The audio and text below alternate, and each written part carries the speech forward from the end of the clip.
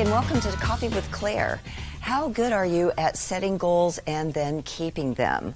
A lot of us, especially at this time of year, we're looking at where we were this year as well as where we want to go for the next year.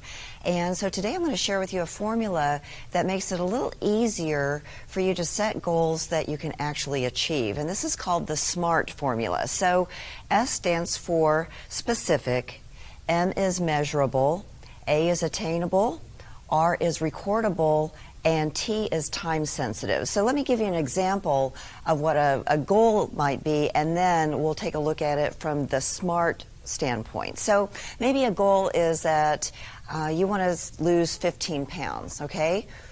Great. You want to lose 15 pounds. Well, how are you going to do it? By when do you want to do that? And so what we can do with using the SMART formula is, okay, I want to lose 15 pounds by, let's say, March 17th, 2017, all right? Then you want to add a little bit more to it. How are you going to get there? I'm going to limit my caloric intake to 2,000 calories a day, and I'm going to go to the gym 3 times a week. All right, so those are all time-driven. They're measurable. They are attainable because we're looking at a little bit of a longer range for the goal. And, it's also very specific because it's saying, I want to lose 15 pounds. Now, some people have a hard time just thinking about, okay, this really long-term goal. And so we also have what are called intermediate and short-term goals. And so an intermediate goal could be something that you'll do every week to keep you on track. And a short-term goal might be something that you do every day or every 2 days to keep your goal on track. But the point of it is that if you are really concentrating every day or every other day on this goal, when you take a look long term, you will have achieved it because it's top of mind. So your homework for this week is to sit down and write out a few long-term goals and then break it into intermediate and short-term goals. Share your goals with us on coffeewithclaire.tv on our Cool Beans blog site and let us know how it goes. As you know, every show we have entrepreneurs, people who give back to the community, and people who like to have fun. And I'm so excited to have our returning guest of Shelby Carino here. Welcome, Shelby. With a new last name. Yes. I got married. Yes, she did. Things happen fast in Shelby's world. Hashtag got married. I don't even know what the hashtag means. Somebody will start following you and you'll get a stalker or something. I don't even know what that's going to be. That's okay. I have several of course stalkers. You do. Of course you do. I do. So, Shelby, last time you were here, we talked a little bit about holiday anxiety and how, people get really anxious and nervous around, holidays or special events and things like that. This time, I thought we might shift our focus a little bit into 2017 and kind of going into a new year. As we're wrapping up this one, I thought maybe you might be able to share a little bit with our audience about what you see happening in 2017, how they can get ready physically and energetically to be ready for all the new beginnings. You just said a lot. Because I just had to process all that. I wanted to say first, you look beautiful. Oh, thank you. Doesn't she look gorgeous? I just love Claire. Second of all, it's to piggyback off of the first segment last time. Mm-hmm. Have you noticed how calm we are?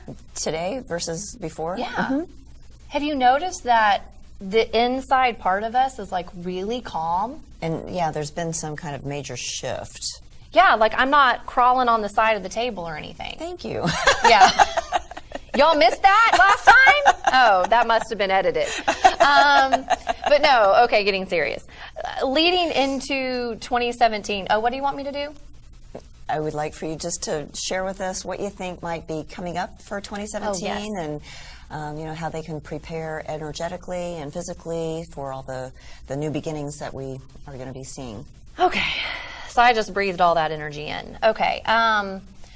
First of all, personally, I am extremely excited to get to 2017 because anyone watching this amazing show that Claire has, Coffee with Claire, and it's a great coffee mug too, is 2016 for most people, because I have to end 2016 to ethically bring people into 2017. Right. Okay.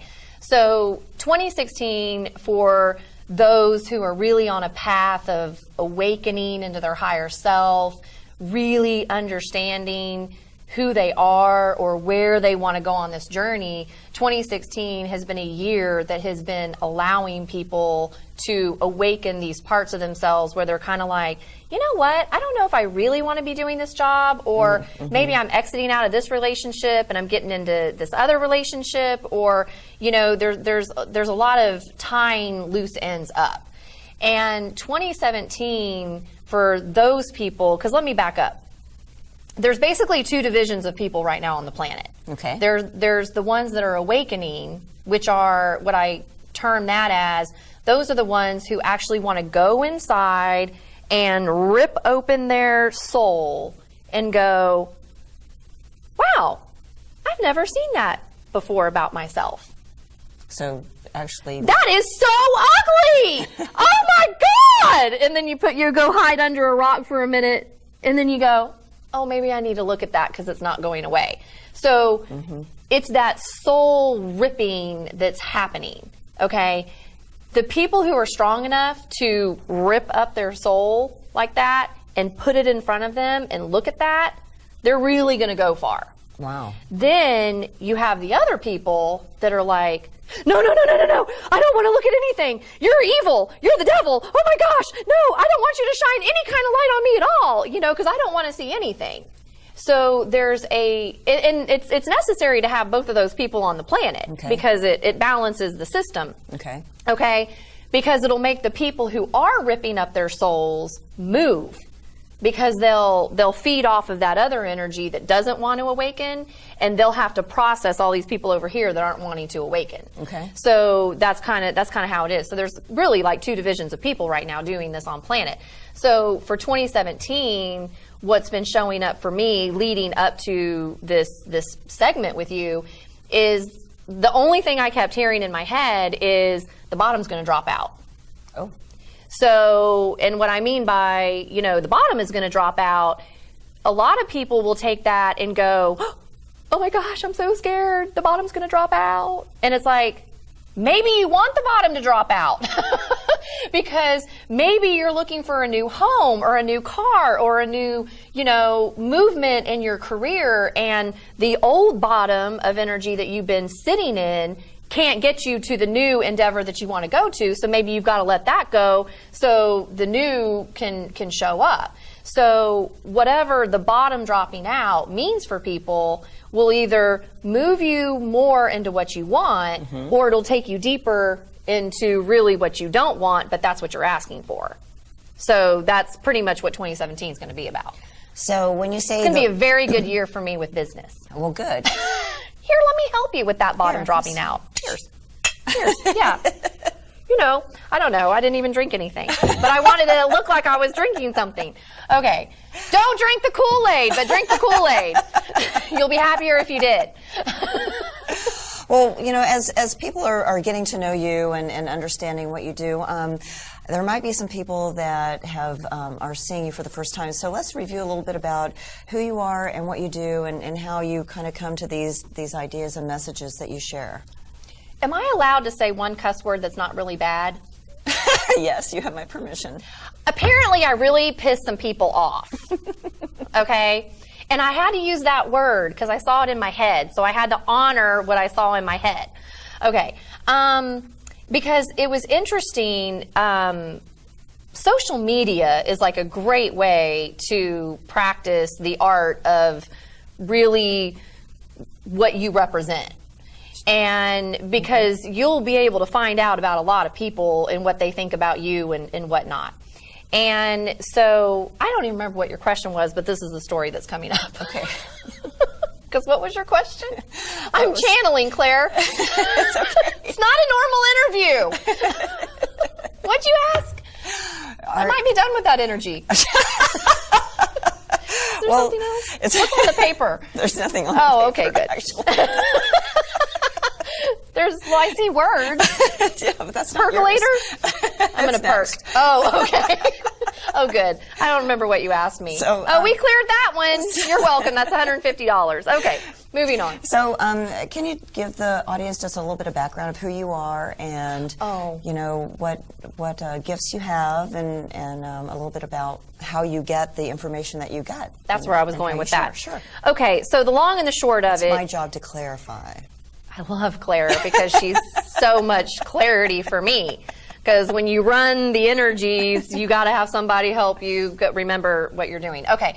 Well, basically, who and what I am, the label is psychic medium. However, to me, that's kind of an insult because I'm more than that now. Because I run psychic energies and I have the ability to do mediumship. However, I've grown my own energy system so much that I can do more than just going, oh, look, you're going to get a car tomorrow. So when I was speaking with one of your great people, yeah, maybe. But what I was sharing with someone on your staff here before we came on is I work in the unconscious part of a person's mind to see what their belief systems are doing. And then I see how it matches up in the energy part of the brain, because energy is a brain.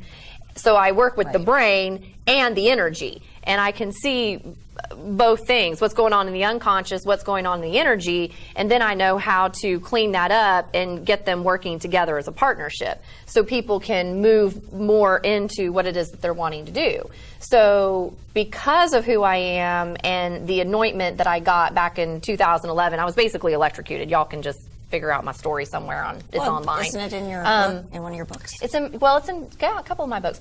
Yeah. It is. Soul Freedom and Soul Freedom Companion is the awakening of my spiritual journey, which is raw and real, and people wanted to put me in a psychiatric ward when I was posting those things online. And then my other book is called Energy is the New Brain.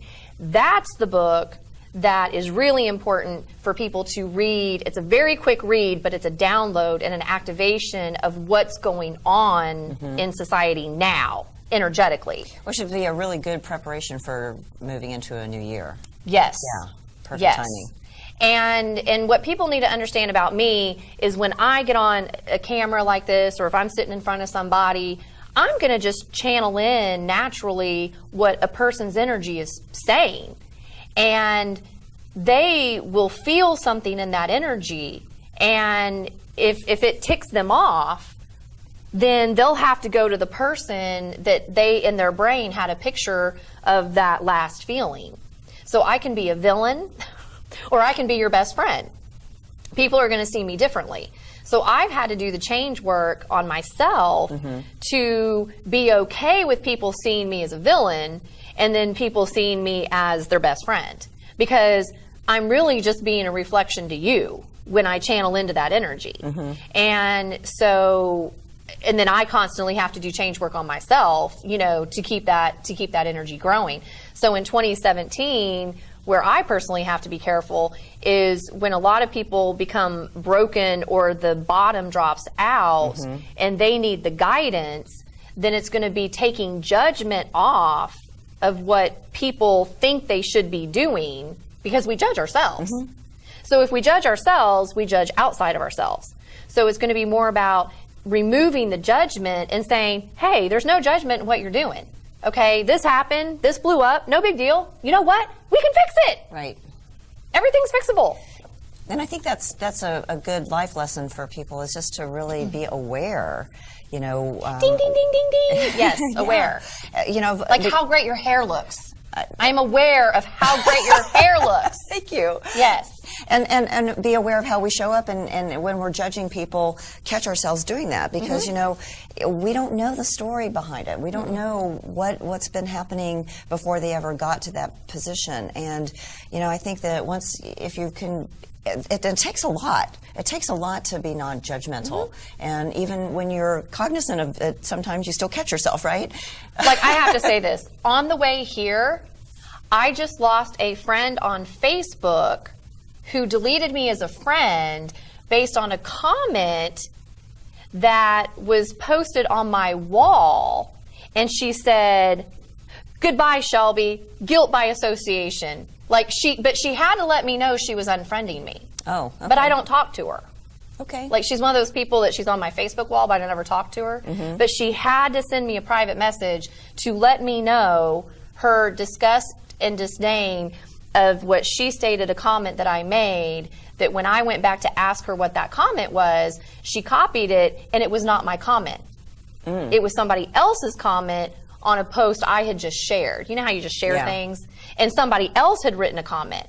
But because she had a connection with me, then she related it to me doing it. So then when I went, oh, well, I didn't even say that. This person said that. Guilt by association. Bye. Oh, okay. Thanks. She goes, and then she said to me, she goes, I don't want you to respond. You have been purged. And I went, yes, yes, thank you. I have been purged. Do you really want to have somebody like that around anyway? Right, exactly. So I was like, thank you for purging me. I mean, thank you. But that's how, and I know this is kind of funny, but this is how sad it is that someone like that is so internally seeking something that they're having to find it out there in front of them. But she's seeing it through me, but it's not me, it's really her. But she's saying the words back to me that I need to hear. That you need to hear. So somewhere I kicked her out. Somewhere, and you know what's really interesting?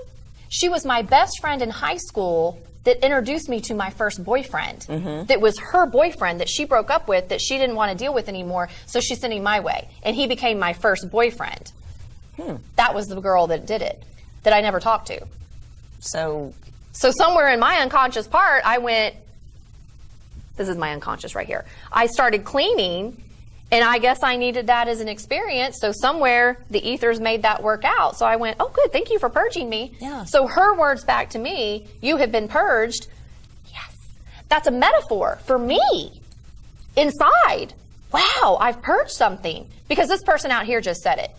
So what I sent back to her was, thank you for all your judgments. No.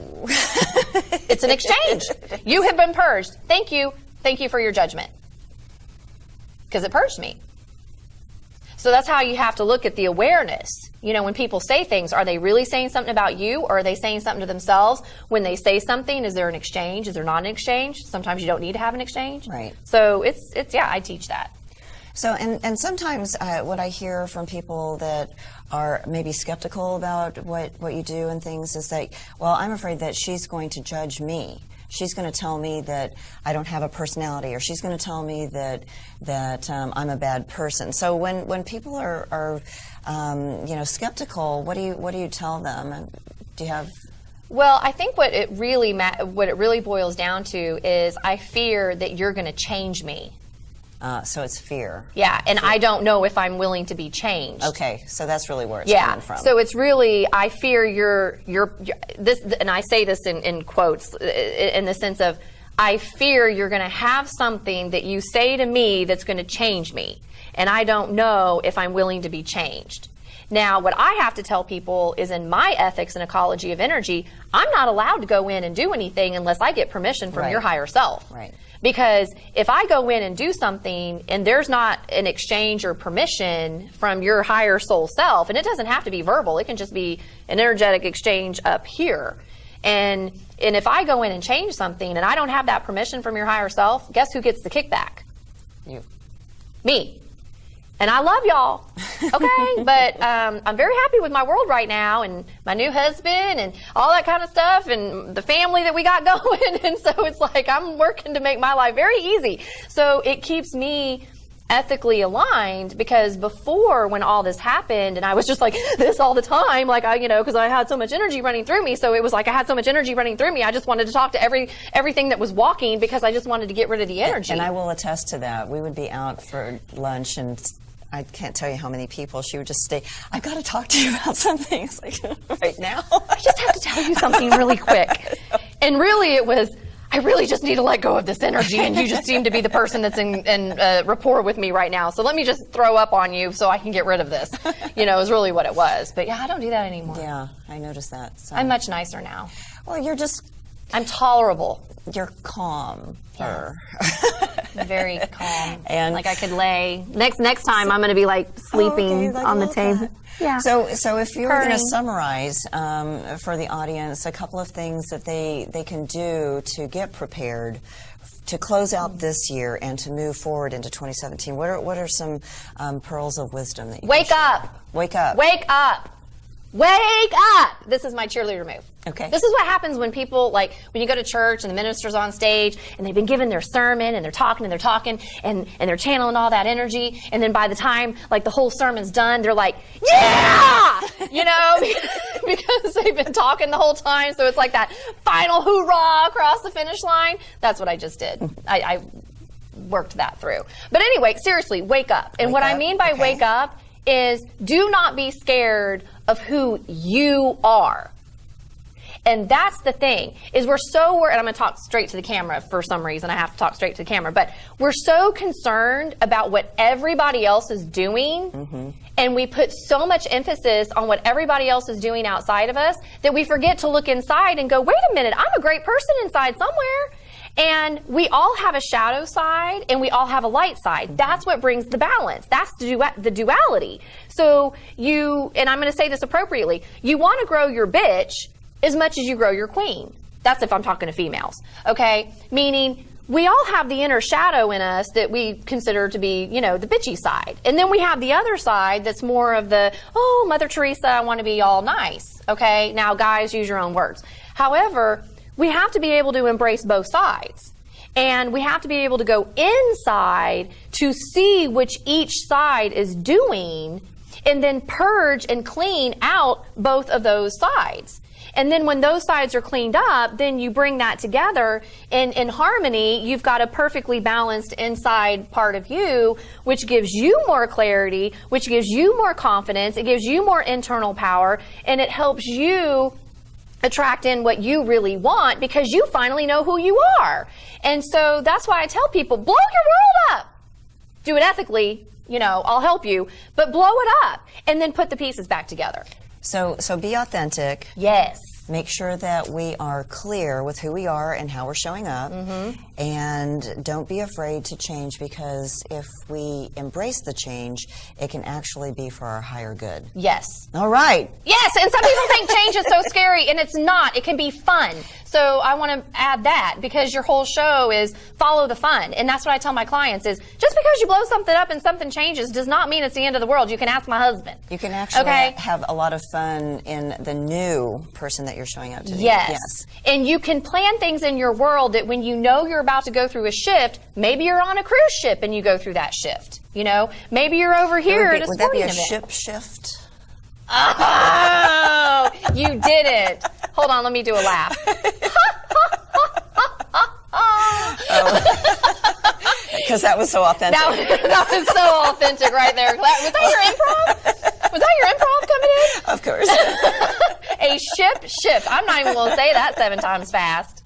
Well, Shelby, it's always a pleasure. Shape shifter? Yes, you could be a shifter. Shifter. The next show, we're going to do a play on shizzes. Okay. All right. So, well, Shelby, thank you so much. Yeah, it's this is going off fun. track somewhere. This isn't working anymore, Claire. We're done. Let me shut up so you can close it out. Thank you for being here. Let me have a drink of what I forgot to put in my coffee mug. Just say thank you, Claire. Thank you. Thank you. The glass is empty.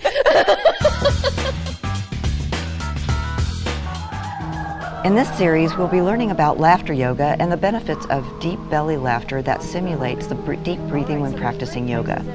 It was developed in 1995 by Dr. Madan Kataria, a medical doctor in Dubai, India. Dr. Kataria discovered many modern scientific studies that described at length the proven benefits of laughter on the human mind and body. Ha, ha, ha. Ho. What laughter yoga is, it's all about bringing laughter to your body to help you breathe like yoga poses do. And so deep breathing has a lot of benefits, all right? Number one, of course, it gives us more oxygen in all of our cells. Number two, it releases endorphins. Does everyone know what endorphins are? What are endorphins? Feel good. They make you feel good.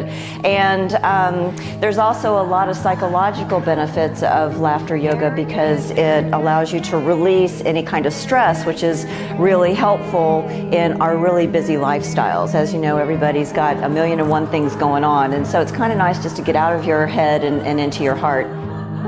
Laughter yoga is a unique concept where anyone can laugh for no reason without relying on humor, jokes, or comedy. Deep breath in and out. The concept of laughter yoga is based on scientific fact that the body cannot differentiate between fake and real laughter if done with willingness. One gets the same psychological and physiological benefits. The reason we call it laughter yoga is because it combines laughter exercises with yoga breathing. This brings more oxygen to the body and the brain, which makes you feel more energized and healthy. We initiate laughter as an exercise in a group, but with eye contact and childlike playfulness, it soon turns into real, contagious laughter. So as you know, in the percolator section, we are talking about laughter yoga this week, and so I have some assistants to help, and so this is Justice. Say hi. And of course, you know Shelby, and this is her husband, Joe. They happen to be in the audience today, so they're going to help us demonstrate a little bit of laughter yoga. So as a review, laughter yoga is about laughing from your diaphragm, okay? So we laugh from three places. Where's the diaphragm? Right down here, okay. All right? So we're going to make sure that we empty out all of our lungs, okay? Because a lot of times when we're stressed out, we only breathe from about here on up, all right? So we're going to empty out all that old air and have all new air, okay? And so the way we do that is we force laughter until we create laughter, okay? And so what that does is we bypass any judgment that you were talking about in your segment and about something being funny or not, you know, because something that might be funny to you might not be funny to me at all. It doesn't tickle my funny bone. But if we... See, that's already working. Well, then we have congruent laughter. Yay! So when we're when we're in that judgment, sometimes we don't get the benefit of laughter. So in laughter yoga, what we do is we pretend until we create. Okay. And so today, what we're going to do is we're going to do a little bit of pantomime, and then we're going to practice laughing. So let's pretend that we have. Let's see, we have cream in a jar, all right? So if you had some cream in a jar, you know, what would it look like? What's your jar look like? Okay, so you guys have all got about the same size jar. Yeah. And then, all right, his is bigger. His has to be bigger, okay? Of course. And then if it had a lid on it, how would you take the lid off? What would that look like? Okay, so you guys are going to unscrew the lid. Oh, he's popping his off, all right?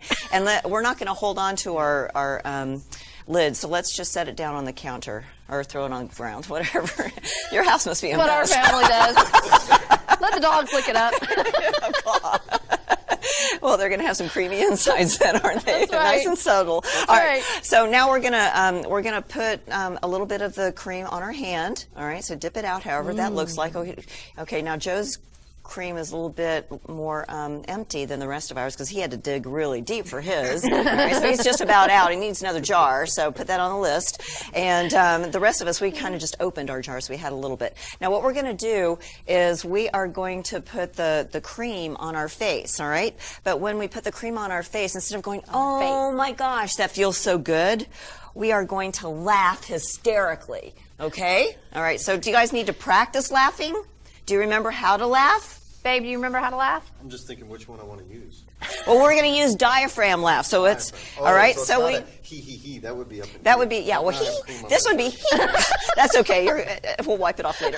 All right. So we laugh from here, we laugh from here, or we laugh from here, but we really want to laugh from here this time. Okay. So if we laugh from here, what does that sound like?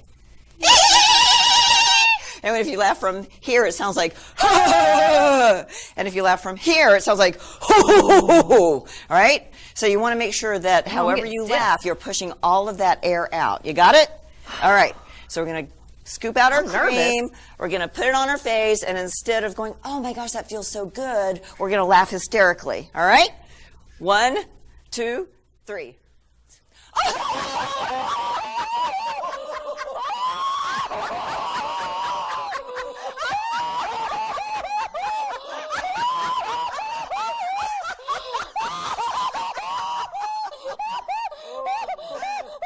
Good job, you guys. So what happened? All right, so you guys are feeling a I'm little sweating. dizzy? Yeah. Laughter is a workout. And did you feel it in your abs? Yeah, right here. Oh, I don't Awesome. want your cream. I got enough over here. He's giving you an empty jar Yeah. to go get some more. I'll fill that back up. Well, this is what laughter yoga is all about. It's about having fun. It's about breathing deeply to get all of that really good air in, and it's about sharing. So thank you so much for sharing with our audience. So my first question is, we are all so busy. How do you balance fun with responsibility at work? That's a very good question. I think I'm still trying to figure that out. But I do know that it's really, really important to get out and find some pursuits that you enjoy and actually spend some time taking care of yourself. So what are some of the fun things or aspects about owning your own business? Wow. For me, it's just the freedom. Being able to follow your passion in terms of the work that you really enjoy, being able to make the difference for people that's important to you. I find that to be very gratifying.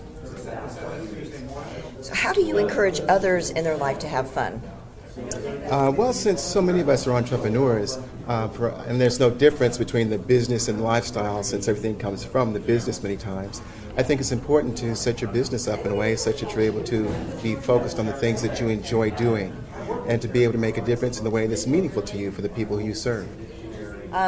What advice could you give someone that might be struggling right now as to how to keep it fun? Well, for me, I found that it was very, very important for me to focus on the things that I enjoy doing and to delegate everything else. To do the work that only I can do, the things that require my expertise, and then to be able to find others who can support me in taking care of more of the administrative tasks and some of the other things that aren't as high value for me to be putting my time on. And if I do that, then I'm able to stay in my pleasure, so to speak, and it's more enjoyable for me. So tell us a little bit about your business. Well, I'm a deal prep expert for entrepreneurs. I'm also a finance attorney, but what I do is I help people get approved for loans at the bank when they're trying to start, buy, or expand a business, or move to a new lease space, or do a building, and I help them, most importantly, avoid not getting enough money. Those two things are big challenges for many entrepreneurs, and it's all because people have not been taught about how banks really work and about what you're really doing when you're trying to get money. It's not about applying for the loan. It's about preparing and taking a deal to the bank. So it's all about the preparation. But that's what I like to focus on, and that's what I help entrepreneurs with, getting money and helping them avoid not getting enough. So if you had a happy dance or a happy stance, what would that look like? My gosh. I'd have to think about that for a minute. A happy stance. A happy dance. I think you got me on that one, Claire. So your homework this week is to write out a couple of long-term goals and maybe just project out for the next 6 months, and then every month kind of go back and tweak and change accordingly. And write them down. Again, paper pencil activity is going to make it stick in your brain a lot better. And then share with us a couple of your goals on coffeewithclaire.tv on our Cool Beans site, and just let us know how it's going. And remember, follow the fun. See you next time.